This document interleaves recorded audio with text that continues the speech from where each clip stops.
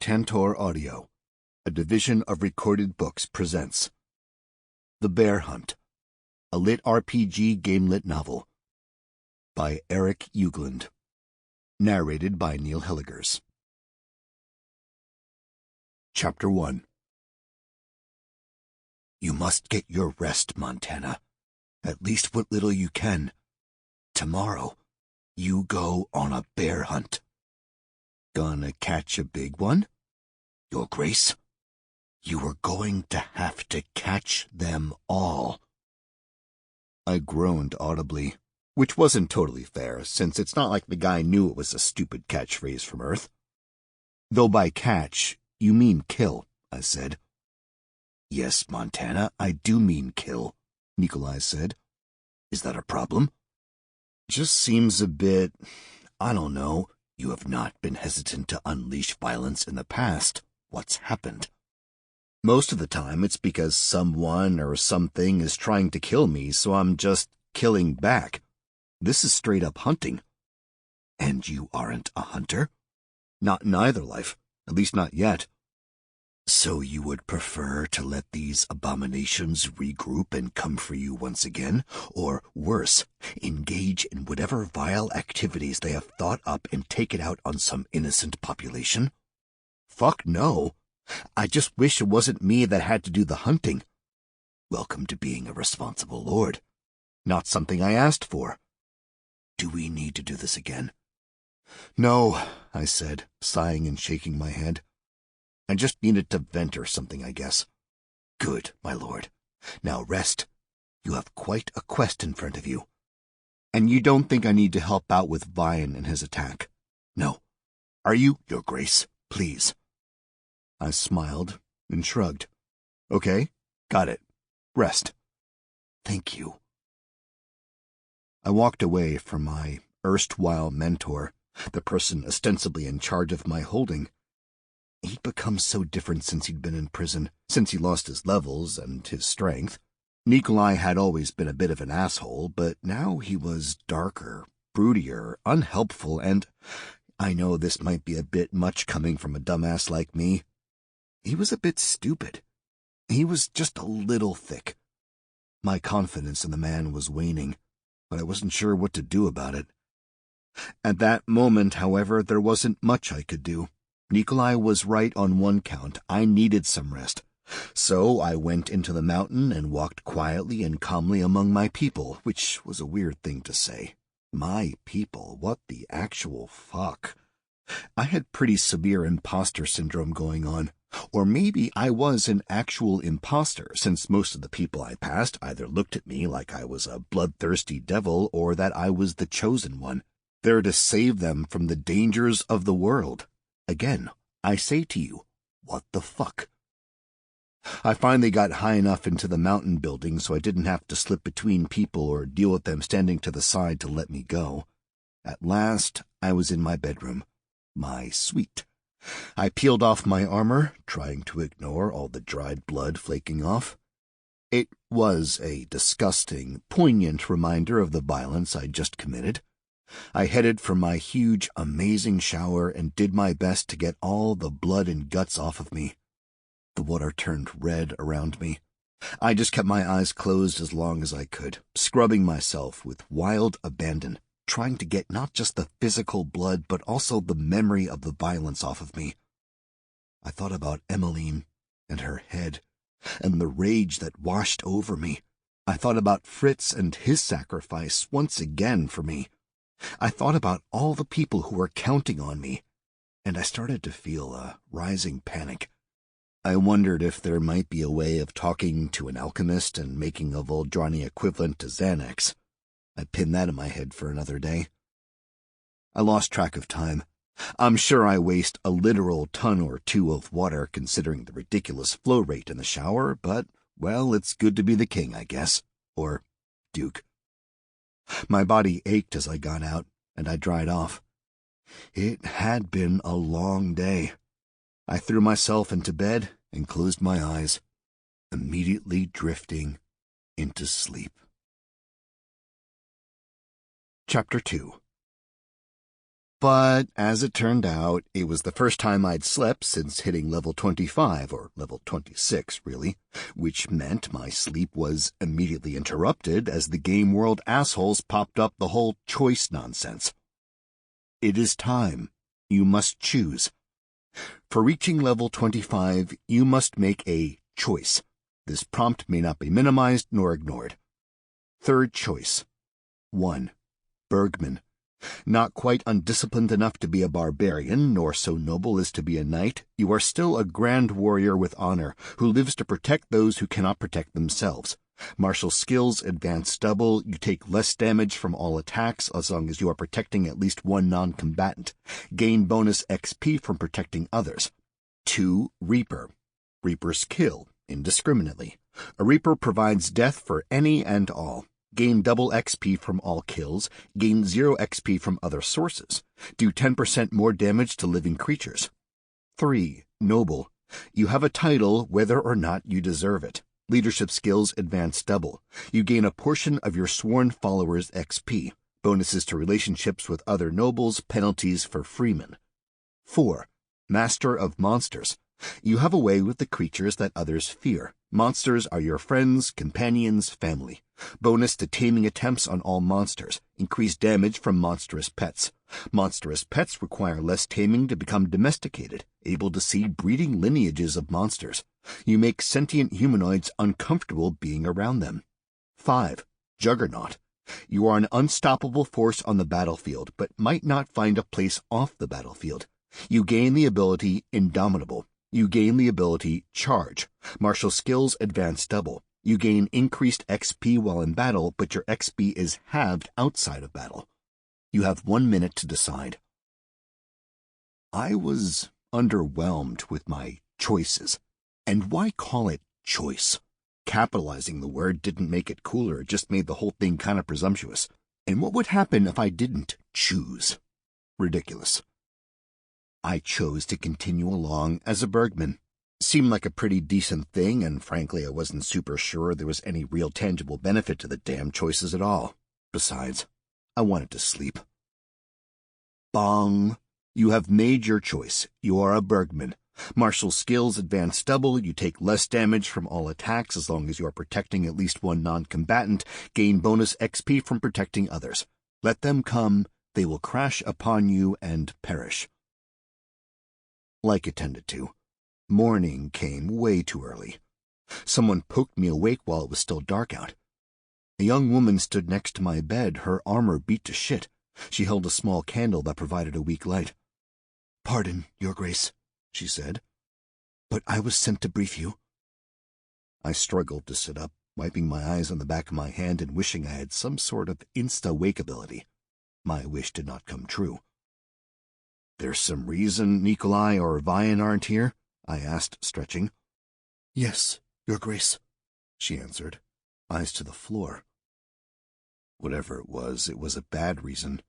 I threw the blanket off, realized I was naked, pulled the blanket back over my body, and wrapped it like a toga. Then I got out of bed. "Didn't seem right to get the news laying down," I said. "Who died?" "Many men and women lost their lives this night." "Did we win?" "I was told to tell you that the siege has lifted, though there was a cost." "Who told you to tell me that?" "Chancellor Nikolai's fucking politic answer. And Vian? He fought through the battle, but took many wounds. It is unclear if he is going to," she said, and then choked back a sob or two. "It's okay," I said, resting a hand on her pauldron. I had to hide my disgust over the bits of someone I definitely just touched. "I'm sure you did all you could." I didn't want to lose Vian, and I had to wonder what the limits of magical healing were in this world. Why might someone not make it? What couldn't healers heal? Losing Vian would be a blow, to be sure. Even having him out of commission was going to be challenging. Of all those controlling our military, he seemed to have his head about him. Which was more than I could say for Emmeline. Too soon? Probably. But I'd like to believe she'd have appreciated the joke. The female soldier, woman, I guess, shook her head. Then she stood tall once again. like nothing had affected her. "I'm sorry, Your Grace," she said. "For showing emotion?" I asked. "Nonsense, you don't need to apologize for that." "I should have waited until I was on my own," she replied. How high was the cost? She looked from side to side and finally said, "Over 100 dead, at least 200 injured. I should not speculate how many might pull through." I listened to her rattle off the numbers and names of people who just perished pushing back Katakoriks and his foreign mercenaries, and it meant little to me.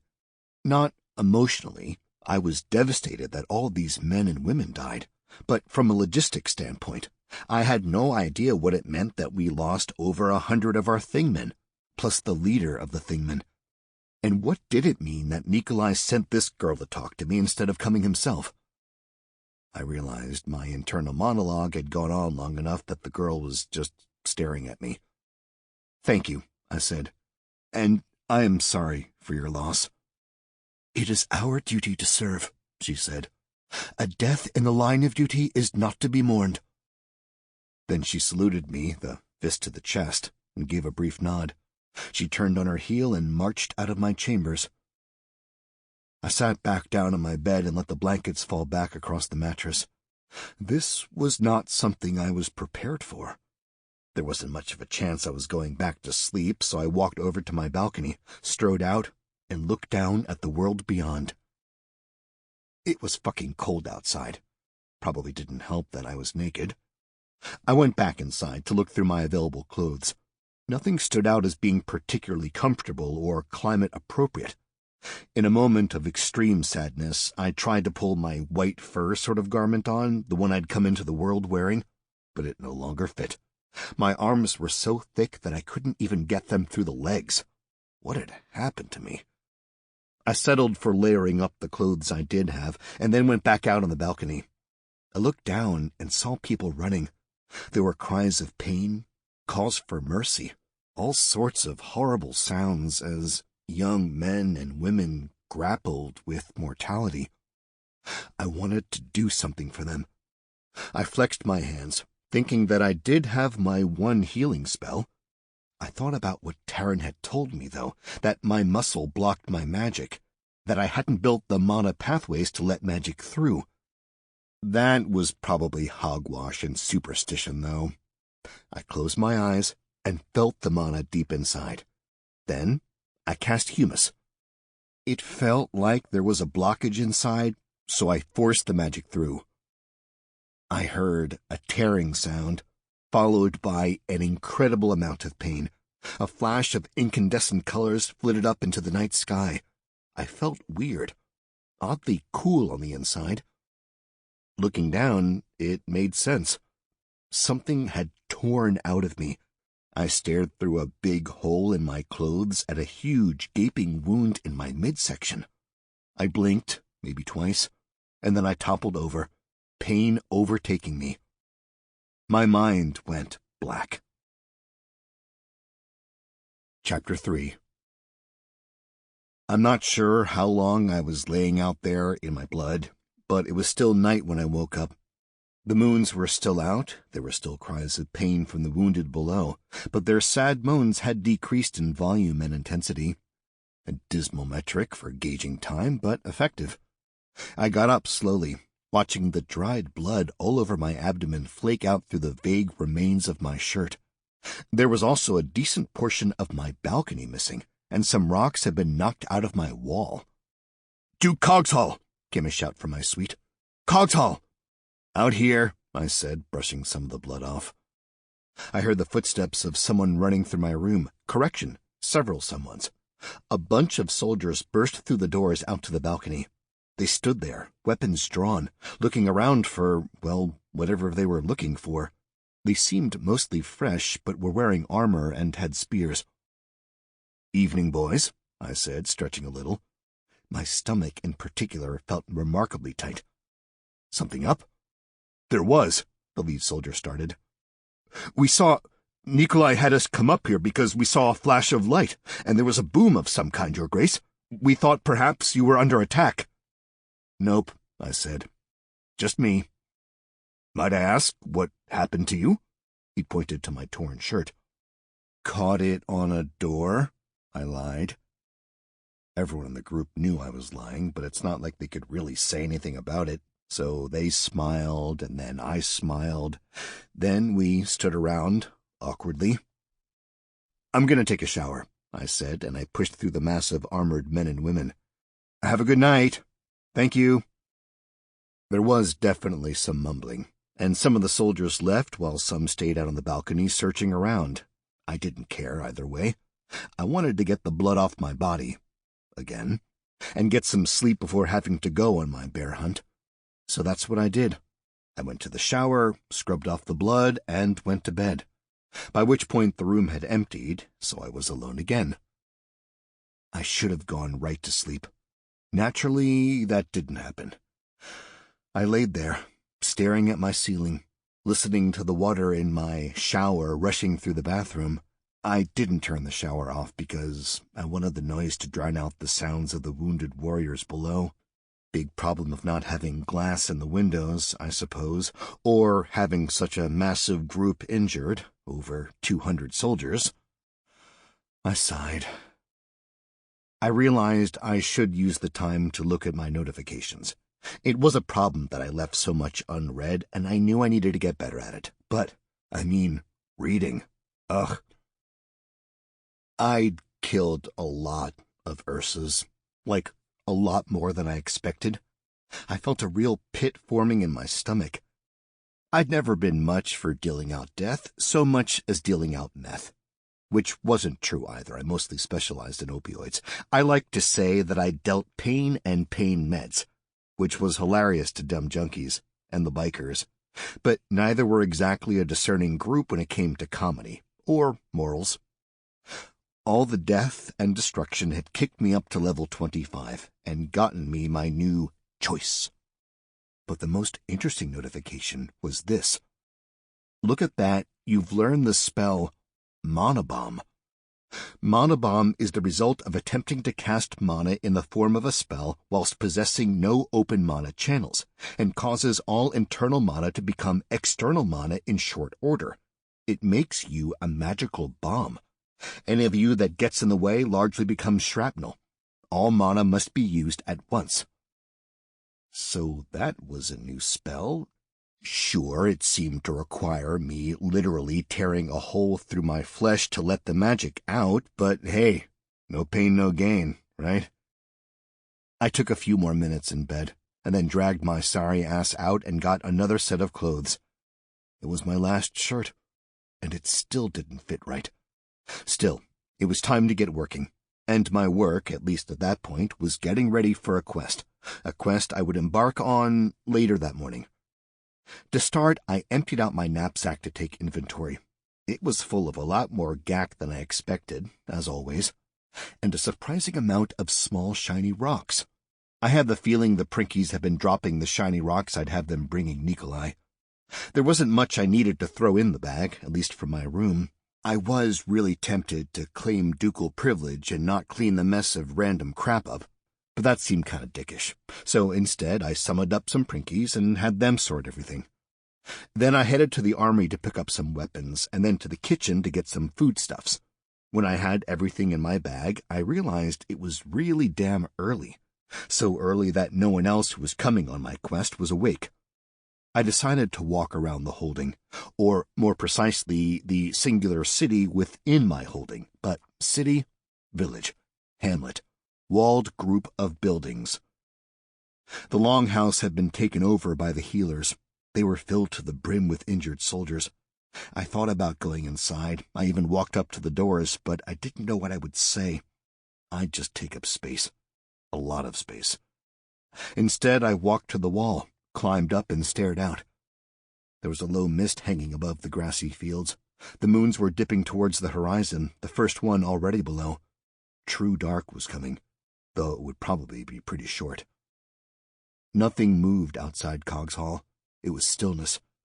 I felt someone coming closer to me inside the walls, though. Someone who probably thought he was sneaking up on me. I didn't turn around to see, but I kept my inner eye on my tremor sense, watching as the person came up the stairs and stood slightly to the left and behind me. See anything? Came a familiar, if weak voice. Nikolai had sidled up to me. Missed, I replied.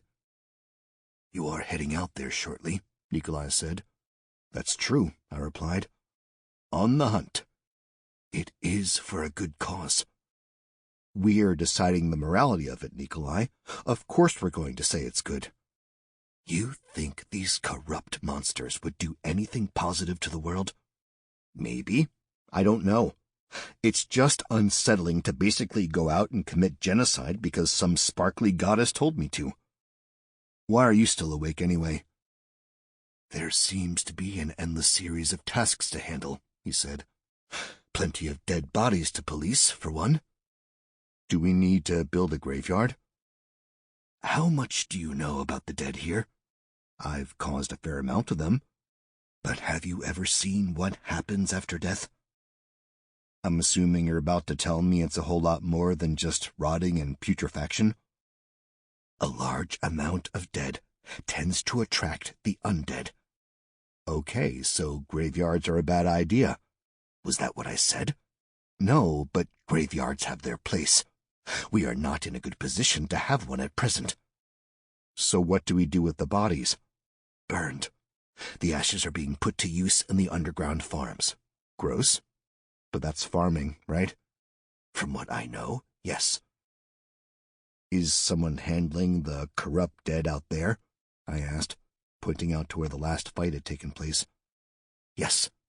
There are 20 dwarves out there right now with 10 legionnaires as guards. I nodded. Seems safe. As much as it might be in this situation. What happened with the Thingmen? We paid the price for categorics having numbers over us. Even though the Thingmen were better, even though we pushed them back, made sure the mercenaries are not likely to take another contract with categorics, but it was not without loss. Should I, Montana of Coggeshall? I am not 100% sure what it is you are about to say, but I have a sense you're going to ask me about the soldiers, about their lives, and if it was worth it. You need to understand that these men and women volunteered to be part of a fighting force, and, more than many, these men and women understood their own mortality, what they might face in their chosen life. You need to be able to make the decision to send soldiers to their death if it is going to save the holding. You cannot only put yourself in danger. Time will come you cannot overcome the evil you seek to vanquish just by yourself. Doesn't mean I have to like it. No, it does not. You should not like it. But you should understand it, and honor the sacrifice these people made for you and yours. I nodded. Have you gotten any sleep? I asked. No, he replied. You should. I will, he said quietly. There will be time enough for sleep at some point. Just make sure you're taking care of yourself, I said. I imagine things might slow down when you are away. You saying I make things crazy here? You tend to, yes. Have you determined who is going with you? I was thinking my hirð. Excluding me? Yeah, I don't feel like carrying you this whole trip, I said with a smile. He gave me a wry grin, almost like he appreciated the joke, which would have been a first. I would imagine you are planning to seek a guide from amongst the ursus here? Of course, I lied. And the cleric? If he's up for it. And maybe a ranger. Amber? She's the only one we have at present, right? Sadly, yes. Sadly? If you take her, it means we are without. So recruit one from Osterstadt. Easier said than use the damn coin we have, I said. The treasury is overflowing. Use it. It is. Stop, okay? Stop. I don't want to hear that we need to save money for a rainy day, because if you haven't noticed, it's starting to snow here, okay? So, Duke's order. Spend some gold to fix this place up before I get back. Yes, Your Grace, though are you about to say something to contradict me? Maybe point out that we might need to have gold later to spend it on mercenaries to protect us from our own empire? Perhaps I was, yes. I don't want to hear it. I want to spend the gold to fix some of the nonsense here now, okay? Yes, Your Grace. And fix yourself up. You're a goddamn mess lately, Nikolai. I didn't want to say it because you've been under a lot of pressure, but I'm pretty fucking tired of all your bullshit. I know it's shitty to have all your powers and whatever sucked out of you and have to start back at the bottom, especially when you were such a badass before. I get it. I haven't said anything for the past few months because of it, but you suck at your job. Not just mentoring me, but getting this holding off the ground. Most of it's your damn attitude. You pompous sack of shit, Nikolai retorted. I held up a finger to his face, and I made sure he looked at it, then at my eyes to realize I was not done talking. Shut up, Nikolai, I said. Right now, you're waiting. You're listening. I'm in charge, whether you like it or not. You've sworn to me twice and to Benedict Coggeshall once that you'll follow me. Got it? His thin lips and the vein pulsing on his forehead said he wasn't happy, but his very slight nod said he was willing to listen. You've been an asshole to me, which is fine. You've been a dick to me, fine again. Most of the time, I deserve it. But people here are getting confused because you tell them I'm the Duke, and then you treat me like I'm a bootlicker.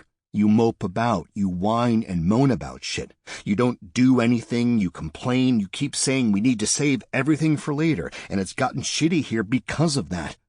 Everyone else is pitching in, trying to make Coggeshall not just a place to hide from the world, but a goddamn home. So while I'm gone, you need to decide what you want to do.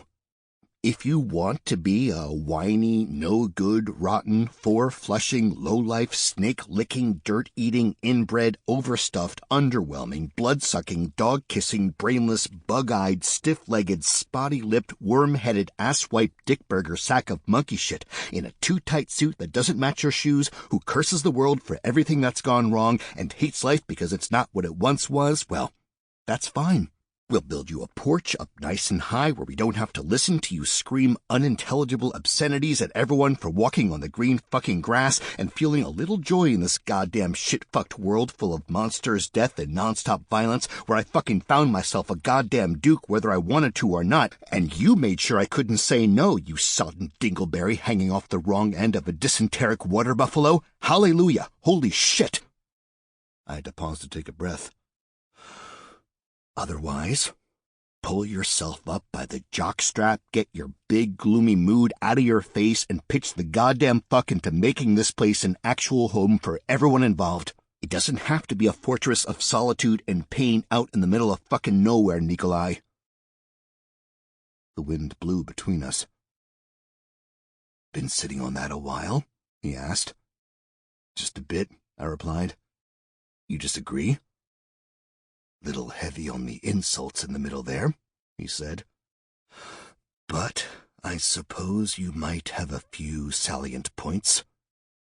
I pulled off the Prinky charm, and I pressed it into Nikolai's hands. I don't have a use for this on the quest, I said, but I think you can put these guys to work here. Still have your mana? I've got some. Use it, I said. Use things, man. Get this place into gear. Make sure it's somewhere people can be proud of. Call home. That's the only way they're all going to fight for it. He nodded. Then I walked away. I didn't know what else to say. I'd done as much as I could to kick him in the pants. He had to take himself the rest of the way. And I was all out of trite platitudes anyway. Chapter 4. In between yelling at Nikolai and sunrise, I did some more logistical nonsense, packing gear and making sure we had everything we needed. Taryn was pretty messed up, exhausted from overusing magic the day before, but he wasn't willing to sit things out. The two Lutra were raring to go, after a massive breakfast, that is. It was a bit harder to convince Michaeljon to come with us, but I pointed out it was absolutely what his god had told me to do, so it probably wouldn't go over well if he bailed on us. Amber was pumped to go with us, at least as pumped as she ever really got in public. I went to have a chat with Boren. I figured it would make sense to have an ursus guide on the hunt, and it seemed Boren had the same thought since he had someone already ready, a big old bear. Which wasn't exactly true. It was a small bear person named, oddly, Sample complete. Ready to continue?